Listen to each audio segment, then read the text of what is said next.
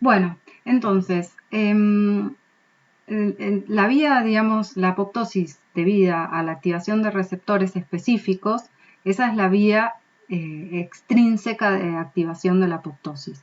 Y decíamos que esa vía estaba mediada por estos receptores de muerte, que los receptores de muerte son receptores que pertenecen a la familia de TNF y de IFAS, ¿sí? Esta vía de activación de apoptosis es más rápida que la apoptosis inducida por la vía intrínseca y en general está dada por la activación o se ve mucho este tipo de apoptosis inducidas por respuestas inmunológicas, ¿no? En donde células infectadas, cancerosas, en algún caso, por lo menos en una primera etapa, o linfocitos T sobrantes, digamos, son reconocidos por células del sistema inmune y en realidad estas células del sistema inmune lo que tienen es, expresan este Fas ligando en su membrana, que cuando reconocen al receptor Fas que se encuentra en estas células infectadas, cancerosas, ¿sí? Digamos, se unen y esa unión lo que va a generar es, digamos, la activación de la procaspasa 8, de la procaspasa 8, se activa la caspasa 8 y entonces se induce, digamos, una señal apoptótica.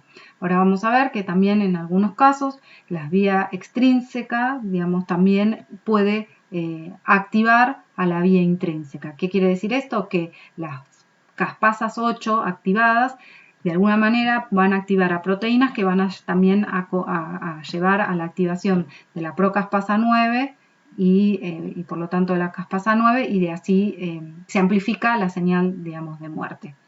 También habíamos dicho que los receptores FAS o los receptores TNF son receptores que tienen un dominio extracelular en el cual se une el ligando y un dominio transmembrana y un dominio de muerte en el cual es reconocido por proteínas adaptadoras que lo que van a hacer es unir a las procaspasas y en ese complejo estas procaspasas se activan, o sea, se clivan y se activan mutuamente, se fosforilan mutuamente, se activan mutuamente y, digamos, de esa manera se convierten en caspasas activadas. Estas dos vías, la del TNF y la de FAS, activa las procaspasa 8 y por lo tanto la caspasa 8. Los receptores de TNF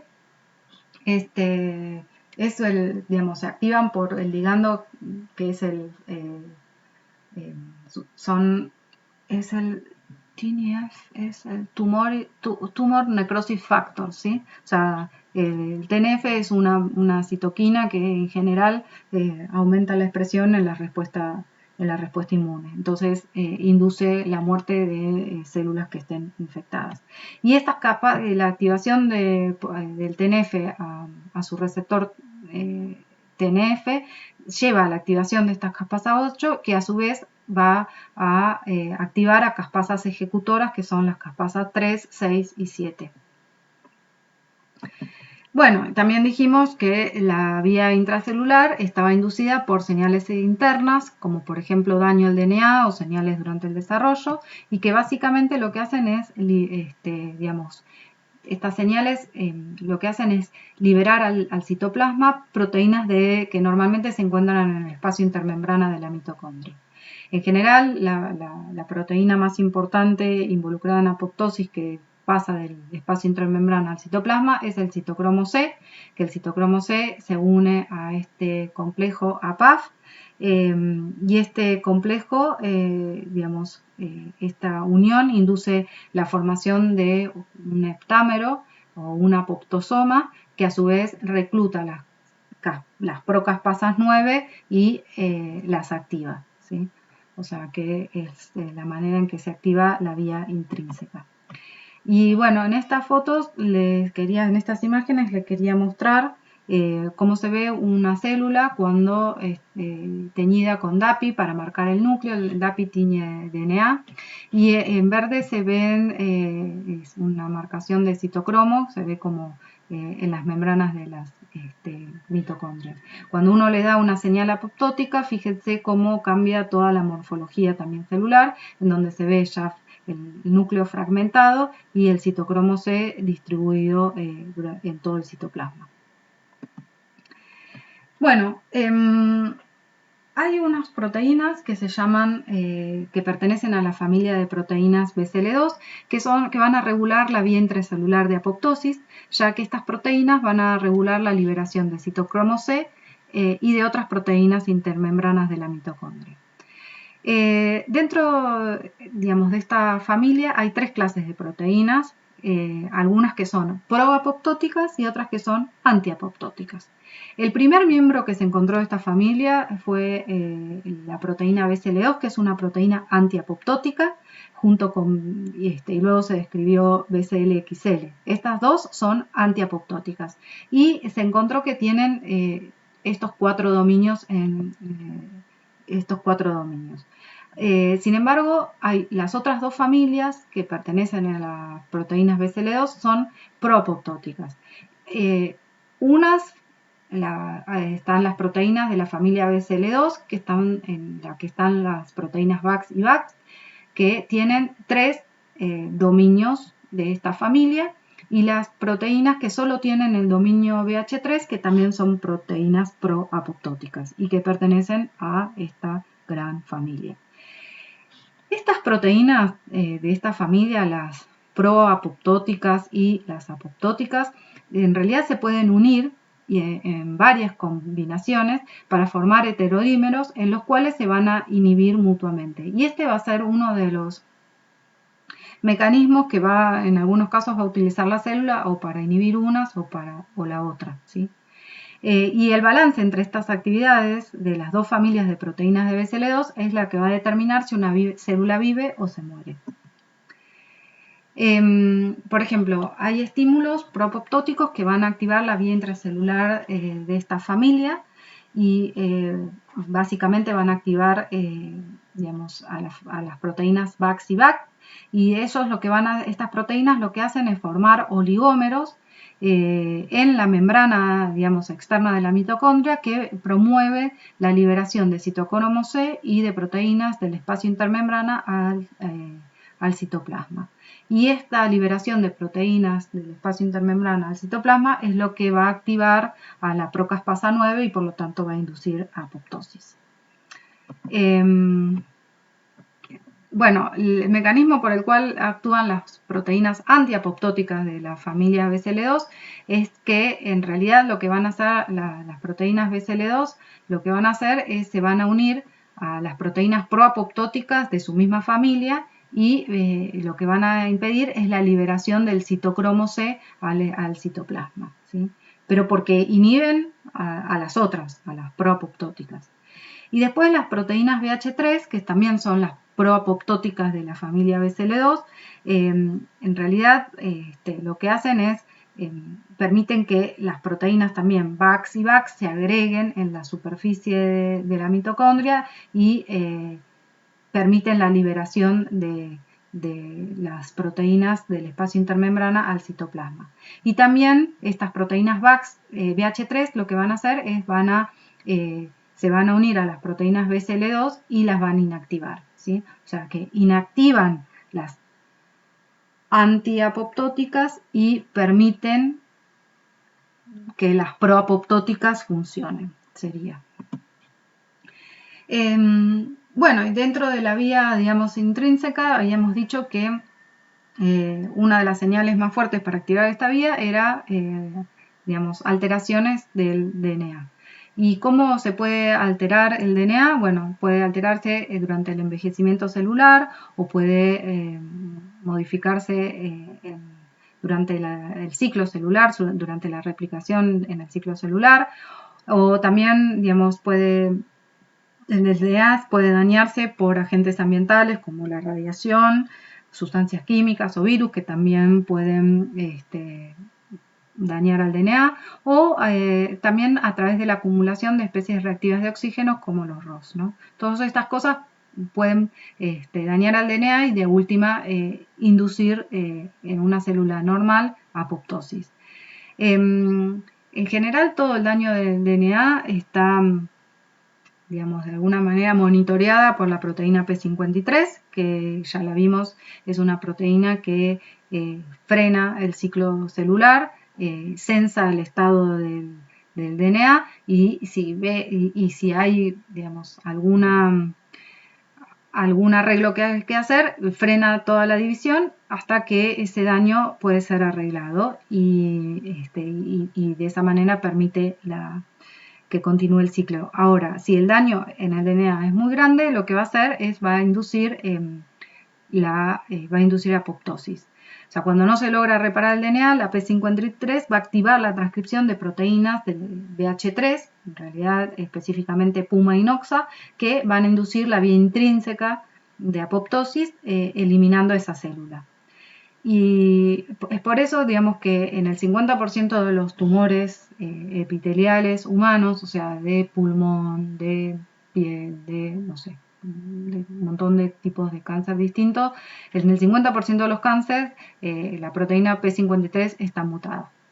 Y es, digamos, es un blanco ideal para las células cancerígenas. Y bueno, la célula también puede, puede reclutar, o sea, puede haber como una combinación de respuestas de la apoptosis dadas. O sea, ¿qué quiero decir? Que la vía extrínseca, o sea, señales extracelulares que inducen apoptosis pueden también llevar a la activación de la vía intrínseca. Es decir, la caspasa 8 de alguna manera puede llevar a la activación de la caspasa 9. ¿Sí? Y esto en general, un ejemplo de esto es que la caspasa 8 va a activar a la proteína BID, que es una proteína de la familia BSL2, de la familia BH3, o sea, una proapoptótica, y de esa manera la señal de apoptosis se amplifica aún más, ¿sí? Y la célula muere más rápido.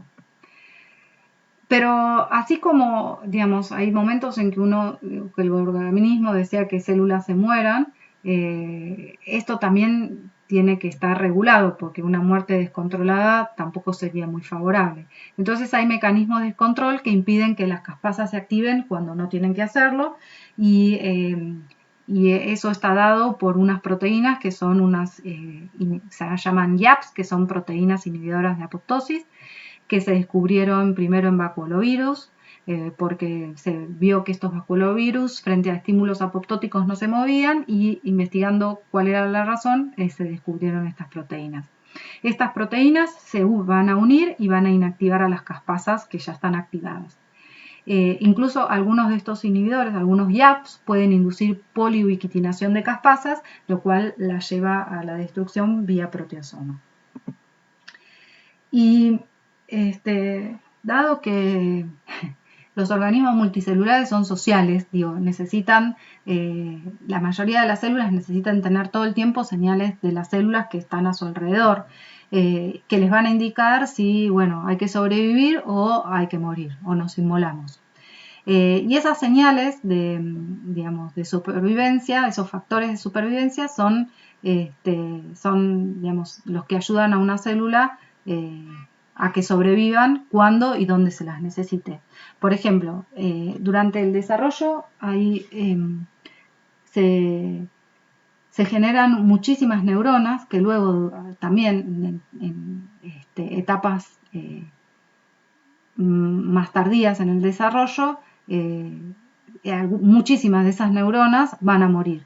Y eso está dado porque muchas de esas neuronas en esos momentos de muerte no reciben la señal, digamos, los factores de supervivencia para que vivan, ¿sí? Entonces, las células o las neuronas que reciben esas señales de supervivencia van a vivir. Las que no lo reciban se mueren por apoptosis. Y y estos factores de supervivencia, de alguna manera, para promover la sobrevida, lo que hacen es inhiben la apoptosis, ¿sí? Evitan que esas células se mueran. Y esto, digamos, lo van a hacer a través de distintas vías de transducción de señales, y en esta figura se muestran 3 mecanismos distintos. El primer mecanismo está dado por un aumento en la síntesis de proteínas antiapoptóticas, o sea, el factor de supervivencia se une al receptor y esto genera una vía de transducción de señales que lleva a la activación de un factor de transcripción que, digamos, trasloca el núcleo y que induce la expresión de la proteína del gen BCL2 y por lo tanto un aumento de la proteína BCL2 que lo que hace es inhibir la apoptosis. Otro mecanismo puede ser a través de la inactivación de proteínas proapoptóticas, es decir, un factor de supervivencia se une a un receptor, esto induce una vía de traducción de señales, en particular en este caso la activación de la quinasa AKT, y esta quinasa AKT lo que va a hacer es va a fosforilar a la proteína BAD, que es una proteína proapoptótica, y al fosforilarla la inactiva. Entonces permite, digamos, que la activación de la proteína BCL2 y por lo tanto se bloquea la apoptosis. Y en otros casos, digamos, y en este último caso, se va a producir el bloqueo de la apoptosis por una inactivación de anti-YAPs. O sea, además de las proteínas antiapoptóticas, hay anti esas proteínas, o sea, promotores de la apoptosis. Entonces, lo que hace este factor de supervivencia se une a estos receptores, estos inducen una transducción de señales que lo que va a hacer es va a inactivar a esos anti-YAPs, con lo cual, digamos, se van a activar los YAPs y entonces se va a bloquear se bloquea la apoptosis. Bueno, y también, como decíamos antes, la apoptosis, digamos, lleva o conlleva una serie de cambios morfológicos secuenciales. Uno de los más tardíos es la traslocación de la fosfatidilcerina, que normalmente está en la cara citosólica de la membrana plasmática, a la cara externa de la membrana, ¿sí? Y esta traslocación de esta fosfatidilcerina es reconocida por macrófagos, que son células del sistema inmune, que digamos, las van a reconocer y entonces, como es una señal de me estoy muriendo, comeme. Entonces los macrófagos se las van a fagocitar. Y bueno, como ustedes imaginarán, mucha o poca muerte, digamos, va a contribuir al desarrollo de enfermedades. A veces, como por ejemplo en los infartos, hay muchísimas células que mueren, no por apoptosis, sino por necrosis, debido a la isquemia, o sea, y es por eso que se genera tanta inflamación. Sin embargo, las células que están menos afectadas mueren por apoptosis. Es por eso que hay como muchas, la industria farmacéutica está buscando, digamos, drogas que inhiban específicamente a ciertos genes proapoptóticos para evitar que se sigan muriendo las células cardíacas. Después, bueno, también, por otro, a diferencia de ese caso de los infartos, en donde uno no quiere que se mueran las células, uno sí quiere que se mueran las células cancerosas, ¿no? Sin embargo, las células cancerosas se las van a arreglar para justamente disminuir la apoptosis. Y en particular, en muchos cánceres de linfocitos tienen mutaciones en el gen BCL2, con lo cual, digamos, evita que se mueren las células y aumenta la sobrevida de esas células y lo que le permite también dividirse y crecer. Y como les dije antes, el gen P53 está mutado en el 50% de los tumores y por lo tanto no es capaz de inducir apoptosis ni arrestos del ciclo celular en respuesta al daño. Así que bueno, estas son tanto las caspasas o genes como BCL2 son blancos de mutaciones que presentan muchos de los distintos tipos de cánceres. Bueno, y ahora vamos a ver eso, ¿no? ¿Cuáles son las bases genéticas del cáncer?